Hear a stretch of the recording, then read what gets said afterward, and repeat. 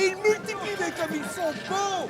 Joel's just out of jail, 3 months for theft, or so he says. He's feeling refreshed, almost proud, calling the experience a free gym membership that gave him time to rethink his life choices. Now, he's more religious and eager to step back into his role as a father to his little girl. He'll need a job, sure, but there's no way he's stooping to work for a white man. He calls that modern-day slavery. Still, a brother in faith mentions an opening at his job site in case Joel ever sees things differently. Regis works for social services, though he's more of a stick-up to his boss, the mayor, than someone who shows any real empathy toward the people he's supposed to be helping. He seems especially put off when the woman he's attending to tries to connect over their shared African roots, quickly cutting her off to point out that he's bred in Normandy. On the bus, Joel causes a scene, pulling the race card when he's asked for his ticket or to pay a fee if he doesn't have one. The man asking stands his ground, and Joel turns with emotional blackmail to 2 children, one supposedly his daughter. Her friend hands him the money, squirming in her seat. Even after paying the fee, Joel still clings to the role of the victim, whether through race or religion. His vulgar presence gets under the skin of his fellow black man, who's clearly irritated by people like Joel giving the rest a bad name. But unable to chest the correction, Joel fires off one last insult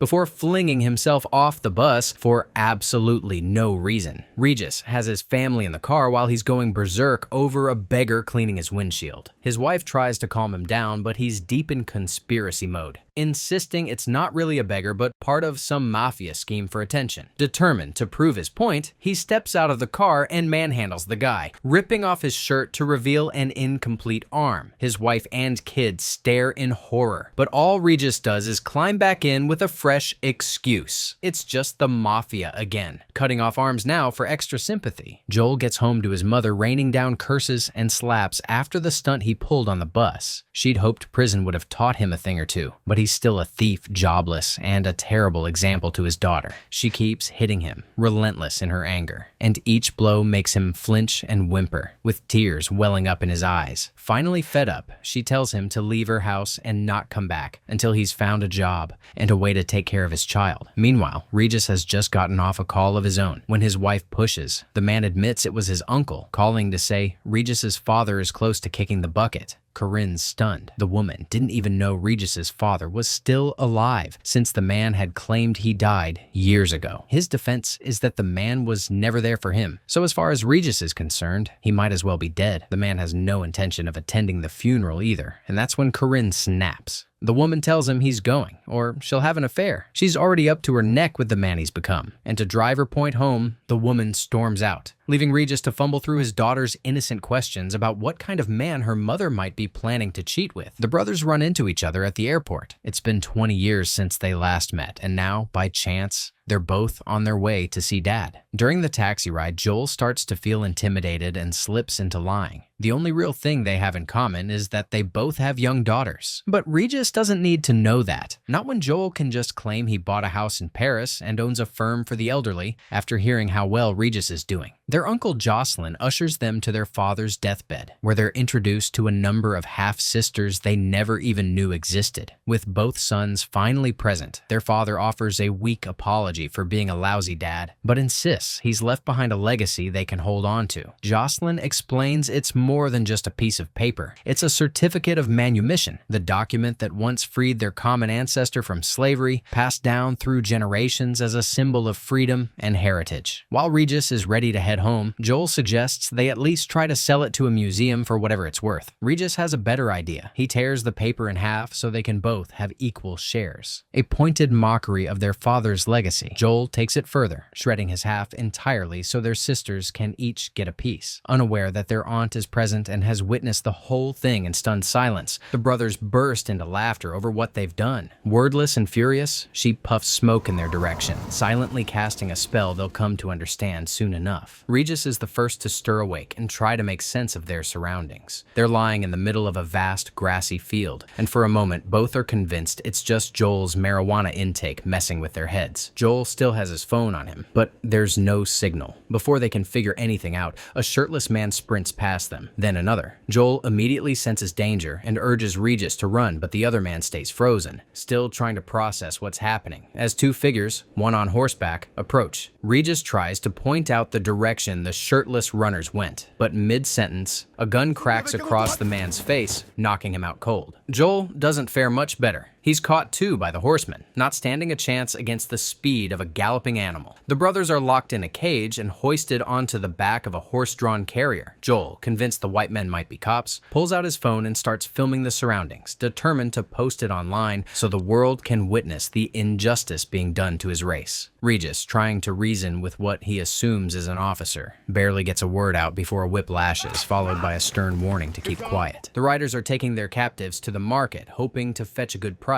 Before they know it, the brothers are stripped down to their boxers and chained alongside other black men on a podium, fully exposed for public viewing. A trader begins advertising them to anyone willing to listen, calling them quality stock, well worth the money. Still in disbelief, Regis steps forward, convinced this has to be some cruel joke and trying to speak up to clear things up, only to be struck with a gun. In the crowd, their aunt passes by unnoticed, blending in effortlessly with the others, smiling, even as her nephews are being sized up by potential buyers. Still not grasping the gravity of the situation, Joel keeps being cheeky, which earns him a blow to keep him in line. Hours pass and one by one, the other black captives are sold, leaving just the two rejects behind. The trader, growing impatient, tries to sell them both for the price of one, warning they'll be wasted otherwise. Finally realizing his life might actually be on the line, Regis straightens up, trying to look stronger, less soft, and less like a man who's never missed a meal. Thankfully, someone agrees to buy them, and Regis finds him sighing in relief. Their new slave master takes them to his compound, briefly pointing out the huts that will now be their living quarters. The space is already occupied by other slaves, quietly going about their business. Mr. Henri steps into the scene, clearly unimpressed by the new additions, but they were cheap, and they'll be put to work immediately. The brothers are given new names, with Joel assigned to the fields and Regis to the kitchen. Trust Regis to object. He tries to argue, questioning how any of this is even allowed. But Mr. Henri isn't interested in debate. He asserts his authority quickly, making it clear who's in charge. Still, Joel can't help himself. He deliberately mixes up their new names, pushing Mr. Henry's patience just a little further. Eventually, Regis caves, meekly trailing after his new buyer, while Joel is left behind with Mr. Henry. Mr. Henry places Joel under the supervision of a cheerful slave named Isidore, someone assigned to orient him with his new role. Meanwhile, over in the kitchen, Regis is unraveling. He's on the verge of a mental breakdown, unable to wrap his head around the fact that he's somehow ended up in a time where black people have no rights. His bewildered kitchen mate quickly muffles his outburst before it can reach their owner, Mr. Jourdain. To her, this is just life, and as far as she's concerned, the new guy should be grateful he's not out under the blazing sun, plowing fields. Out in the fields, Joel tries playing the trickster, faking an injury to get out of the hard labor. But one sharp look from Mr. Henri is enough to snap him back in line. He pulls himself together, but barely, still managing to be the walking punchline of the group. Back in the house, Giordani's heir, Victor, asks to bring his leftovers down to the slaves. In the dining room, Regis and his fellow cook stand quietly in the corner as the family eats. Regis is forced to listen as they casually toss nonsense about his race, jokes about savagery, about being closer to animals than to people. They laugh without a second thought, not even glancing his way, chuckling freely, unbothered, not even glancing at the corner. If they had, they might have seen Regis's wide eyes and gaping mouth. During their lunch break, Joel subtly continues to video his surroundings with his phone that somehow didn't get confiscated when he was stripped bare for sale. The horror continues indoors, where the lady of the house has questions, curious about this other race. And an awkward inquiry about the size of their groin brings the room to a halt. The silence is broken by a bizarre reply that throws Regis off so much he misses the cup, the drink spilling straight down his mistress's gown. She's furious and waves off his attempt to help, using the moment as just another excuse to mock the blacks. The day's over,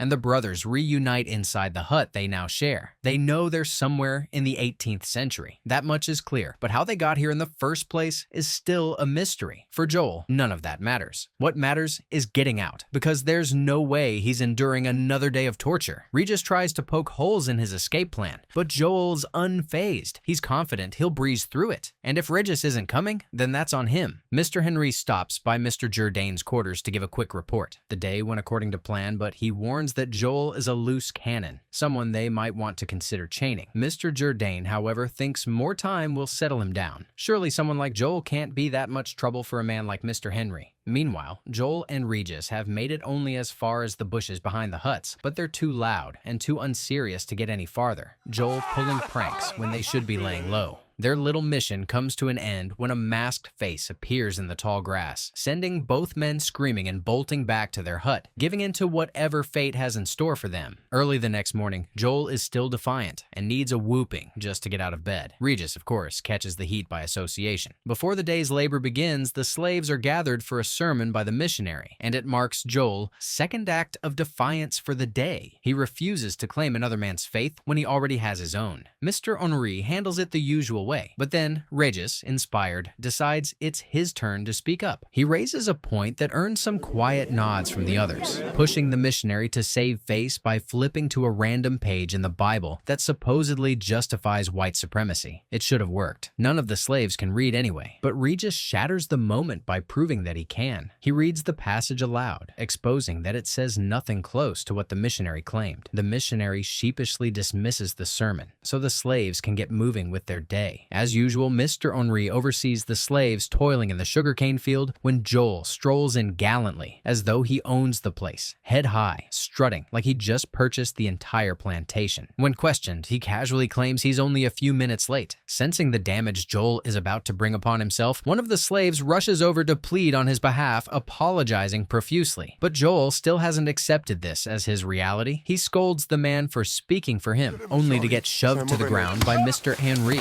who warns that he'll be made an example. Drawing strength from the nature around him, or perhaps just sheer desperation, Joel makes a bold dash, running with everything he has toward the far end of the field. But it doesn't get him far. He crashes through a flimsy plank barrier and goes down hard again, failing yet another escape attempt. Mr. Jourdain isn't letting this one slide. For him, it's not just defiance. It's a direct insult to the man who owns him. If a slave keeps making a mockery of his leniency, then he'll be made a lesson in full view. Naturally, it's Mr. Henri who's tasked with delivering the punishment. Without hesitation, he lashes Joel, whose hands are tied up to a horizontal pole. Pain shoots through him with each strike, ripping screams from his throat. But in the middle of the agony, Joel finds something raw and defiant. He begins shouting for freedom, crying out that all people, black or white, deserve to be equal. Regis, watching from the side, can't help but feel disappointed. No one's listening. Joel's words hang in the air, but they mean nothing to the Giordani family, who sit nearby laughing, caught up in their own trivial chatter. All the while, their aunt watches from a distance, a smirk on her face and a pipe resting between her lips. Mr. Jourdain extends a hand of fellowship to Regis, inviting him into his office. Regis's calm demeanor and surprising literacy have earned him the rare chance at a one-on-one. Giordani sees potential and wants him to put his intellect to better use around the plantation, maybe even take on a leadership role among the others. Meanwhile, Rosalie tends to Joel, her not-so-gentle hands wiping the blood off his sore, lashed back. As she does, she notices the softness of his skin is too smooth for a field hand, raising her suspicions. Joel, she figures, isn't built for this life. Only the wealthy come with skin and manners like his. Though manners might be a stretch. Seizing on the calm mood and mistaking Rosalie's care for flirtation, Joel leans in and tries to kiss her. She pulls back, amused but firm,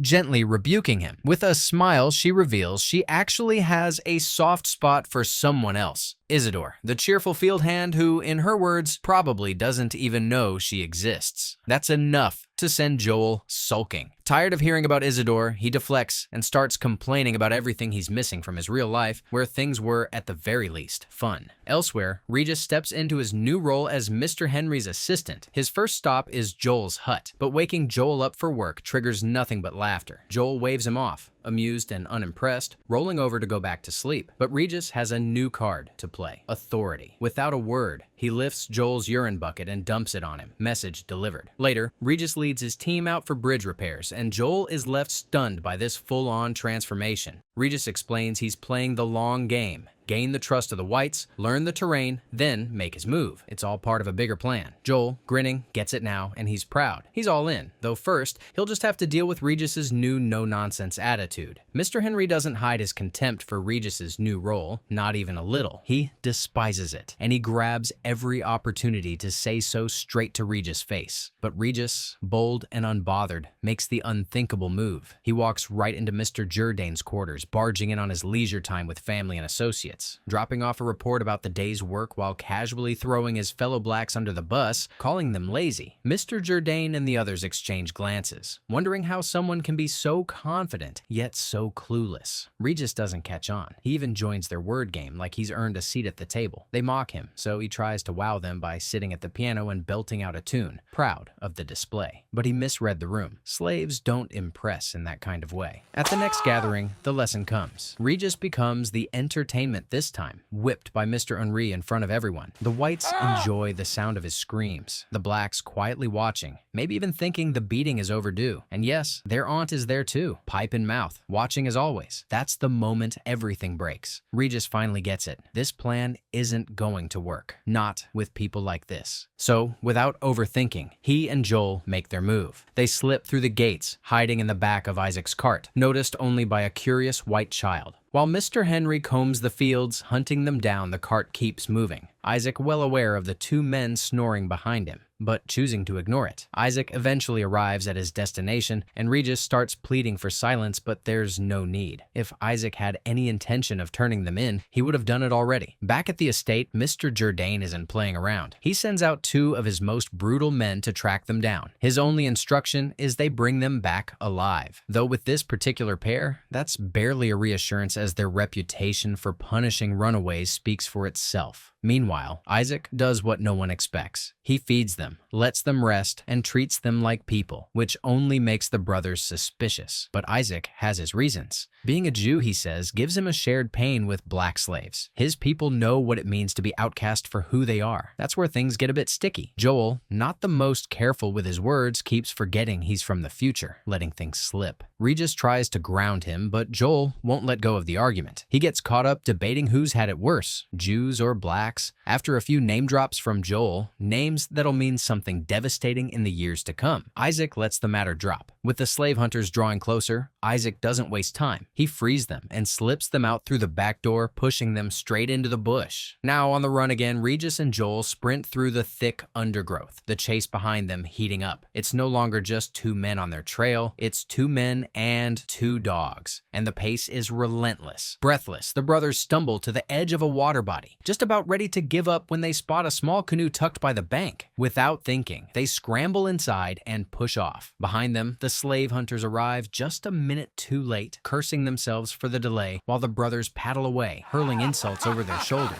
From the safety of the canoe, they scream at the top of their lungs, celebrating what already feels like a successful escape. But their joy is premature. What their aunt did wasn't just mischief, it was a curse, one that loops endlessly, unless something more meaningful than escape breaks it. And just like that, another cycle begins. Once again, Regis and Joel find themselves being herded toward the bottom compartment of a ship. Chained slaves fill the cramped space, stacked inhumanely, barely able to breathe. Eventually, they're taken to the same market where they'd been sold before. This time, though, their arrival feels anticipated, as if someone tipped them off, because before they can be claimed by any new buyer, the same slave hunters retrieve them. Halfway through their journey back, the hunters stop to rest the dogs. One of them suggests carrying out a sick ritual, yanking off a slave's foot for tradition's sake, but the other immediately resists, recalling Mr. Jourdain's warning, loud and clear. While the one with sense leaves to forage with the dogs, the other stays behind. Like he's possessed, he starts salivating at the sight of Regis and Joel's feet as he pulls out his knife, ready to act. The brothers can only drag themselves a few inches away, helpless in their chains. Suddenly, a wailing sound pierces the air. Dogs whining in fear. The psycho hunter pauses, and that's when they see them. The Maroon tribe, self-emancipated warriors with a mission: liberate the black race and kill any white man still keeping the chains in place. By the time they reach the tribe's camp, Joel and Regis are swept into the energy. The brothers are given new names, and they join the collective voice, calling for freedom. But then Regis quietly challenges the idea of killing whites, arguing that the better path is mercy. The chief's irritation is echoed in the crowd, and just like that, the chants turn into a chase. They're driven out, but not far, because when morning comes, they awaken at their aunt's feet, still in the bush. The sight of her sends Regis spiraling, the truth crashing down that she's behind all of this. Joel has to restrain him before things get violent. Their aunt, calm and unbothered, offers no straight answers, only a cryptic message about what must be done to break the cycle. Isidore and Rosalie aren't just fellow slaves, they're their ancestors. Their aunt disappears while they're distracted, which leaves them with no choice but to figure things out themselves. At least, she left them her pipe. Joel has a reason to doubt Isidore is really their ancestor. Regis, annoyed, tells him to stop talking nonsense, but Joel quickly pulls out his phone and shows him a video. In it, Isidore is squatting while eating a sugar cane, and just behind him, another slave is resting against a tree. The angle, with a branch in the way, makes it look like Isidore's head is awkwardly aligned with the other man's waist. It's more than enough for Joel to suggest Isidore might be gay. Regis concedes. After all, their aunt must have lied since gays can't reproduce. But Joel suddenly lights up like he's cracked the code. Maybe their real mission is to help Isidore overcome his sexuality and guide him toward relationships with women so their bloodline won't be erased. Back at Mr. Jourdain's, Regis tries to talk their way out of punishment for escaping, but it backfires badly. This time, both brothers are branded with hot iron to their backsides, their screams echoing through the compound. Joel, as usual, is more preoccupied with his life, insisting he wouldn't mind sleeping with Rosalie, which earns him a sharp rebuke from Regis for lusting after someone who could be their ancestor. Just then, Victor, Mr. Jourdain's young son, comes looking for Rosalie. The topic quickly shifts as Victor vents his frustrations about his father. Joel and Regis jump in, sharing their own grievances while reassuring themselves that freedom for black people is only a matter of time. Victor listens, fascinated by their certainty. Later that evening, at Mr. Jourdain's party, Victor recites everything he's learned from the brothers, spouting it like prophecy. The crowd claps, amused. But Mr. Jourdain isn't entertained. He quickly shuts it down and sends Victor away. Meanwhile, Regis and Joel start putting their plan into motion. They steal a barrel of wine and pass it around to the other slaves who can barely hide their excitement. Their boldest move, though, is catching Mr. Jourdain's prized dachshund, which they roast and serve as meat. With the wine flowing, Isidore gets drunk, and it's the perfect setup to nudge him toward making a move on Rosalie. But things don't go as planned. Rosalie corners Joel instead, pinning him and getting handsy. Joel tries to resist, yet in the heat of the moment he gives in and kisses her back. Before Isidore passes out, he mutters something that crushes the plan. There'll be no romance between him and Rosalie. With Isidore and Rosalie drunk, Joel and Regis try to spark chemistry by laying them side by side, each pressing against one to subtly stir something. Joel enjoys the moment with Rosalie, but Regis is visibly uncomfortable with his part, flinching at every brush against Isidore. Midway, Regis starts making strange noises and expressions, leaving Joel stunned, wondering how dry humping led to climax. Thinking the job's done, Regis lights their aunt's pipe, ready to return home, but Joel puts it out as there's one last thing. High on confidence, they storm Mr. Jourdain's party, kissing women, forcing men into awkward acts, and mocking the whole gathering until Mr. Henry steps in. They light the pipe, expecting magic, but nothing happens. Regis breaks down, realizing they've misstepped. In jail awaiting execution, they reflect, apologize with tears and a hug, but Joel undercuts the moment by confessing he once touched a fellow inmate. Tied at the gallows, salvation comes when Victor falls into a river. The crowd panics, and it's the perfect distraction for Isidore to knock out Mr. Henry so the brothers are freed. Instead of fleeing, they save Victor. Moved, Mr. Jourdain agrees to free them, but Regis insists Isidore should walk instead. Joel is freed but returns shortly, handing his spot to Rosalie. As Isidore and Rosalie walk away, Mr. Henri mocks the brothers, puffing smoke from their aunt's pipe into their faces, but the smoke clears and they're gone. They wake at their aunt's feet in the present day, safe with a deed of freedom in her hand. Now, more grounded, they resume normal life, bearing the scars of their journey. While sharing their story with family, chaos breaks out again. The kids rush in with a ripped deed, triggering another round of screams.